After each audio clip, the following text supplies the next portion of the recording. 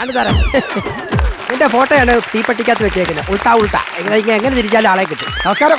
നമസ്കാരം. ഓവർ ഓവറാണല്ലോ പള്ള പിടിക്കാൻ പൊട്ടിക്കുന്നു. നിന്റെ അടുത്ത് നീ അപ്പൊ പോയി വെള്ളം അടിച്ചടാ. കോടതിയല്ലേ അണ്ണാ? ഇത് കൈ കെട്ടിയൊക്കെ നിൽക്കാതെ കൈ താത്തിട്. കോടതി എന്ന് പറഞ്ഞത് ഇത് വക്കീൽ ഓഫീസാ. കോടതിയല്ലേ? എങ്ങനെ വേണമെങ്കിലും ഇരിക്കാം. പറയണ്ടേ? ആ അളേ പറയലിയാ. അളിയനോ? നീ കല്യാണം ഈ പറയണേ.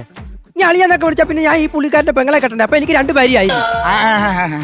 മതി മതി മതി മതി. അതെ, നിങ്ങളെ കുറിച്ച് പറഞ്ഞായിരുന്നു. ആള് ഭയങ്കര ജീനിയസ് ആണ്. എന്താണ് പേരെന്താണ്? എന്റെ പേരോ? അയ്യോ, അതൊരു കഥയാണ് കേട്ടാ. പേരൊരു കഥയാണോ? സാധാരണ കഥയ്ക്കല്ലേ പേര്? അതായത് എന്റെ അച്ഛൻ ഭയങ്കര പന്തുകളി പ്രേമിയായിരുന്നു. അതുകൊണ്ട് എനിക്ക് സച്ചിൻ എന്നാ പേരിട്ടിരിക്കുന്ന. Very good very good. മോനെ വിളിച്ചെന്തിനാണെന്നറിയാമോ? ഇവരെ ഡൈവോഴ്സ് കേസൊക്കെ അറിയാലോ. അപ്പൊ ഇവർക്ക് വേണ്ടി സംസാരിക്കാൻ വേണം കോടതിയിൽ പോയിട്ട്. അതിന് വേണ്ടിട്ട് താങ്കൾ കള്ളസാക്ഷി പറയണം. എന്തോന്നാ?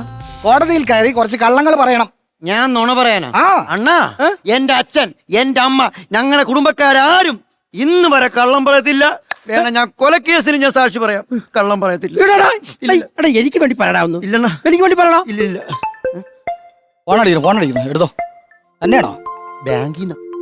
ബാങ്കിന്നോ? ബാങ്കിന്നോ? സാറ്, ഞാന് ആശുപത്രിയില്ല, ഐസിയുല്. അങ്ങോട്ടോ ഇങ്ങോട്ടോ ഒന്നും പറഞ്ഞ് കിടക്കുകയാണ് കേട്ടാ. എന്റെ അച്ഛൻ കരഞ്ഞതാ.